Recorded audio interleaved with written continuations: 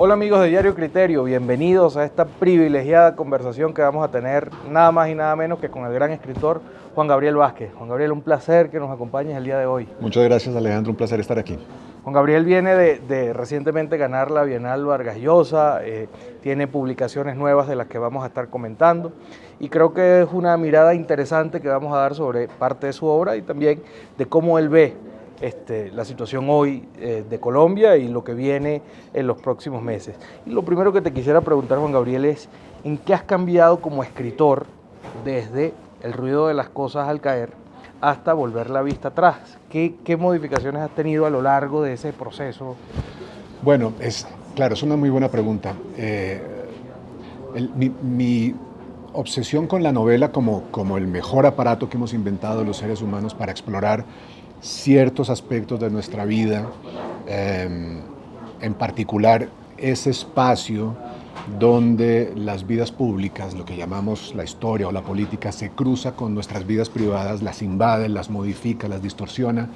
Todo eso no ha cambiado. Eso es una obsesión que me ha acompañado desde Los Informantes, que es una novela del 2004, que en El ruido de las cosas al caer tomó una forma distinta, notablemente porque me atreví a lidiar con algo que yo no sabía que tenía dentro de mis obsesiones, y era el asunto del impacto del narcotráfico, el narcoterrorismo en mi generación, ¿no?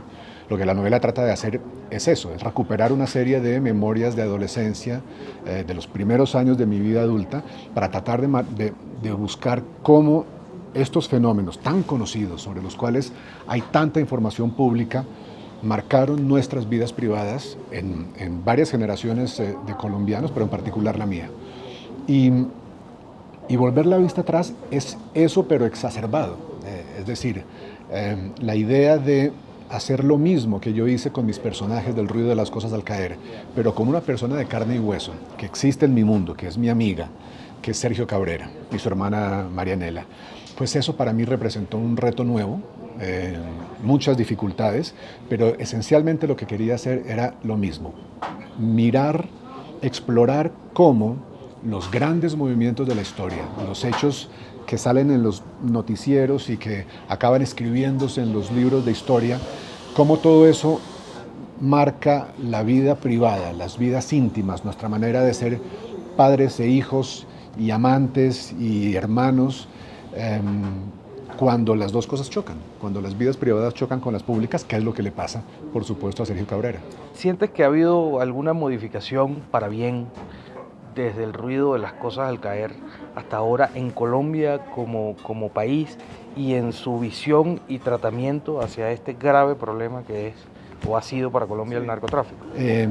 Desde luego la violencia ligada al narcotráfico no ha desaparecido, no va a desaparecer nunca mientras no se legalice la droga. Yo siempre he sido un defensor de la idea de legalizar la droga por eso, porque el comercio de droga genera dos problemas. Un problema de salud pública ligado al consumo, por supuesto, pero luego un problema de orden público ligado al hecho de que la droga es ilegal, y como es ilegal produce unas riquezas descomunales que van a parar a manos de delincuentes que tienen que echar mano de los recursos más violentos para defender un negocio porque es ilegal. Entonces, en medio de ese absurdo, muchas veces, que fue lo que nos pasó en los años 90, los que pagan, y los 80, los que pagan son la gente que no está en esa guerra, ¿no? Los civiles. Entonces, para mí legalizar la droga sería eliminar uno de los dos problemas. Y las cantidades descomunales de dinero que se invierten en la persecución del negocio se podrían invertir en salud pública, en prevención y tratamiento, que sería volver a reconocer que la adicción o el consumo incluso no es un crimen, es un vicio, y son dos cosas muy distintas.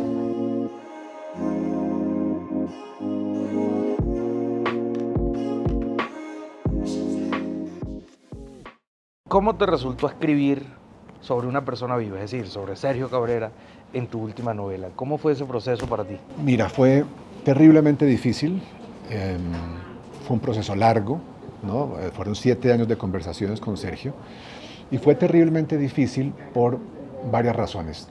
La primera, desde luego, era la posibilidad que siempre existió de que al personaje de mi novela no le gustara mi novela, y eso es aterrador novelista. Y la segunda, ya mucho más seria, era la posibilidad de hacer daño, ¿no? Una especie de regla que yo me puse desde el principio fue la regla casi médica, casi hipocrática de no hacer daño. Y por eso hice un acuerdo con Sergio en el cual yo escribiría la novela como si él estuviera muerto o como si él fuera ficticio, sintiendo y llevando a la práctica una total libertad, ¿no? De contar lo que yo quisiera como yo lo quisiera. Usar la imaginación, que fue lo que finalmente hice, y por eso ese libro es una novela, no otra cosa. Porque yo usé la imaginación para meterme en las emociones, en la moralidad, en las convicciones de estos personajes, a interpretarlos como yo quisiera.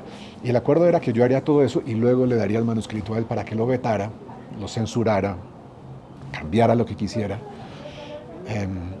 Para mi gran satisfacción, nada de eso pasó. Sergio no solo no cambió nada, no solo no corrigió, ni eliminó, ni editó, ni maquilló nada, sino que ver su propia vida en un manuscrito le sugirió nuevas cosas, nuevas memorias, nuevos recuerdos, nuevas revelaciones casi sobre su propia vida.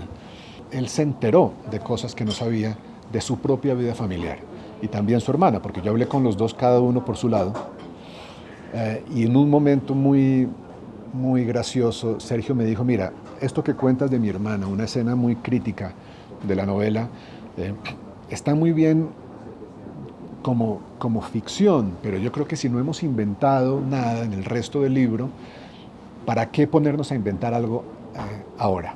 Y le tuve que decir que eso no era inventado, que su hermana me lo había contado, tal como aparecía en el libro.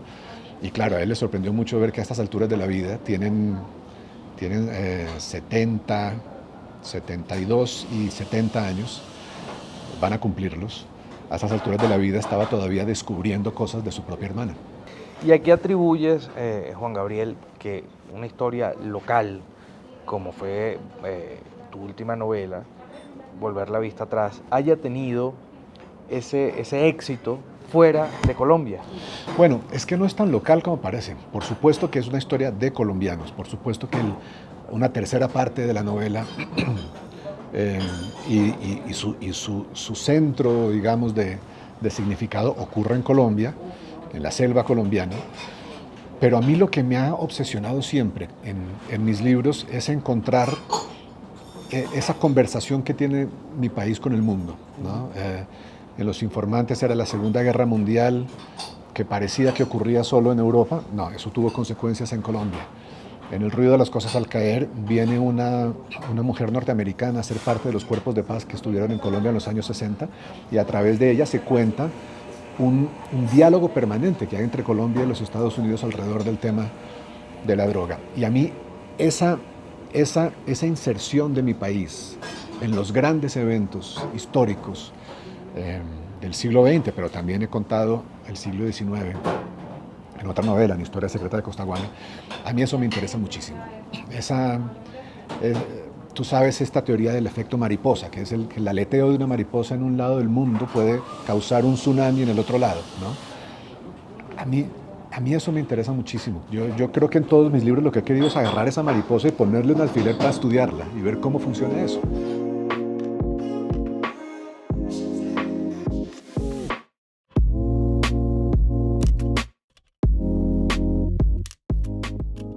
Hablabas ahorita de La Paz y hace poco, pues hace meses, se cumplieron los 5 años del acuerdo. ¿Qué balance haces de cómo se ha tratado el acuerdo de paz en estos 5 años? Sí. Bueno, es un balance muy agridulce. Yo creo que hay muchas oportunidades perdidas. Creo que la aplicación de los acuerdos por parte del gobierno de Duque ha sido ambigua en el mejor de los casos y claramente hipócrita en el peor. Es un gobierno, recordémoslo, que llegó al poder sobre el caballo del descontento o el escepticismo de los colombianos frente al acuerdo de paz, un escepticismo cultivado desde la derecha, desde Uribe en particular y su partido, cultivado con mentiras, con distorsiones, todo lo que llevó a la pérdida del plebiscito. una mentira organizada, una campaña de posverdad. No necesariamente o no solo, me parece lamentable ese momento, por el hecho de que el país no haya sido capaz de darle una oportunidad a unos acuerdos serios, sensatos, que no hacen nada distinto de lo que han hecho muchísimos otros acuerdos en la historia del siglo XX, sino que además lo hicieron mejor, de una manera más responsable, unánimemente reconocida por la comunidad internacional como mejor y más responsable. Rechazar esto me parece lamentable, pero rechazarlo encima, como consecuencia de una campaña de engaños deliberados, de mentiras, de distorsiones, convenciendo a los colombianos de que los acuerdos eran una agresión a la familia cristiana, o de que la aprobación de los acuerdos significaba de maneras mágicas aprobar también el aborto, o llevar el país a que se convirtiera en una nueva Venezuela. La decisión que tomó el país engañado, a mí eso me multiplica las preocupaciones sobre el momento que estamos viviendo y sobre el futuro también del país. Ese engaño y toda esa, todas esas características que mencionas están al final ancladas en la polarización, en un país que está profundamente polarizado políticamente. Yo creo que los opositores del acuerdo de paz jugaron claramente a eso, a la polarización, a crear división y crear enfrentamiento entre los colombianos. Eso se lo preguntaba en esa conversación tristemente célebre que tuvieron hace poco Álvaro Uribe y el padre Francisco de Rú. Se lo preguntaba el padre de Rú a Uribe, ¿por qué no, ante la realidad de los acuerdos de paz, por qué no usarlos para unir a los colombianos, para unir a un pueblo roto, en conflicto, un pueblo que lleva tantos años matándose? Aquí hay una oportunidad para unirlos, unir este país detrás de un proyecto. ¿Por qué no hacerlo? ¿Por qué jugaron ustedes más bien a utilizar los acuerdos para enfrentar a los colombianos, para dividirlos, para exacerbar los odios y los enfrentamientos y las divisiones? Y claro, esa es la polarización que surgió en el país a raíz de los acuerdos. Lo que pasa ahora, a portas como estamos de las elecciones, me parece distinto. Me parece que ya no podemos hablar de un país polarizado. Está polarizado alrededor de los acuerdos todavía. Y el uribismo en particular sigue alimentando esos enfrentamientos. Pero cuando sales del campo de los acuerdos, lo que yo veo es una cantidad de gente tratando de ser de centro. De repente, todo el mundo quiere ser de centro. Hasta Petro quiere ser de centro, ¿no? Está acercándose misteriosamente a gente que no solo sus credenciales de izquierda son inexistentes, sino que representan todo lo opuesto a lo que la izquierda, según la entiendo yo, debería estar buscando.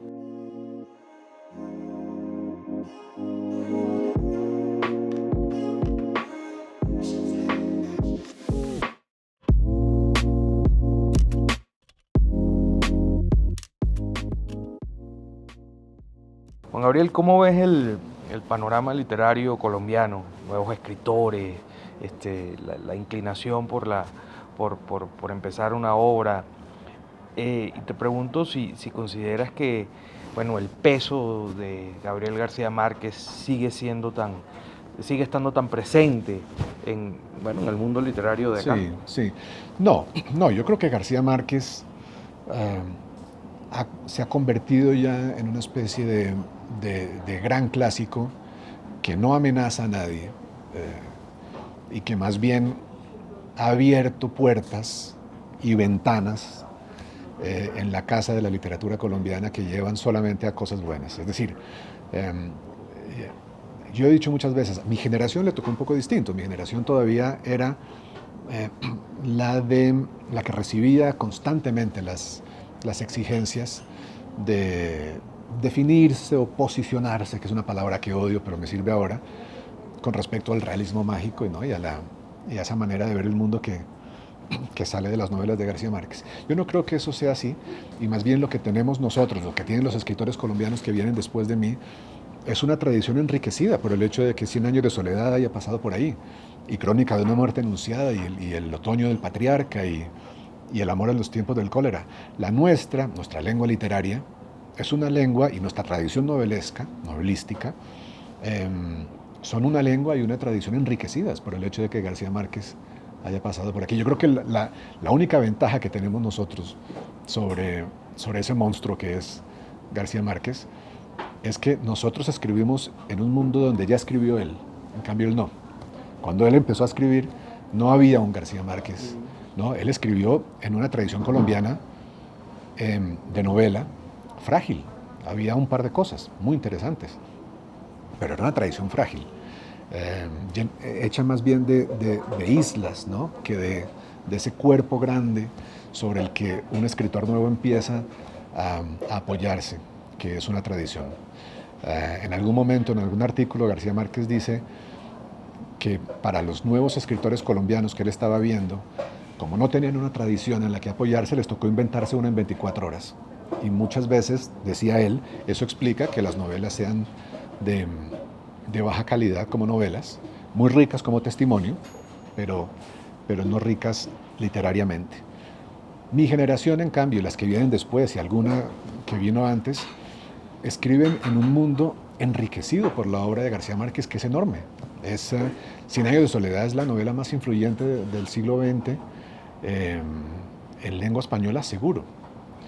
O que sale de la lengua española, porque tiene hijos y tiene primos y tiene parientes en todas partes del mundo, en todos los continentes. Hay un escritor que declara que no habría podido hacer su obra si no hubiera leído Cien años de soledad. Eso es enorme. Y es para nosotros un privilegio. Y quien lo sienta como una losa, como una sombra, como un problema, pues yo creo que está mal encaminado. Juan Gabriel, te agradezco mucho que te hayas tomado estos minutos para compartir con nosotros. Muchas aquí gracias. En Conversaciones y en Diario Criterio. Y de verdad que creo que ha sido una conversación bien privilegiada y me siento afortunado de haberte podido entrevistar. Gracias Alejandro, un placer para mí. Amigos y ustedes, muchas gracias por acompañarnos y nos vemos en una próxima oportunidad.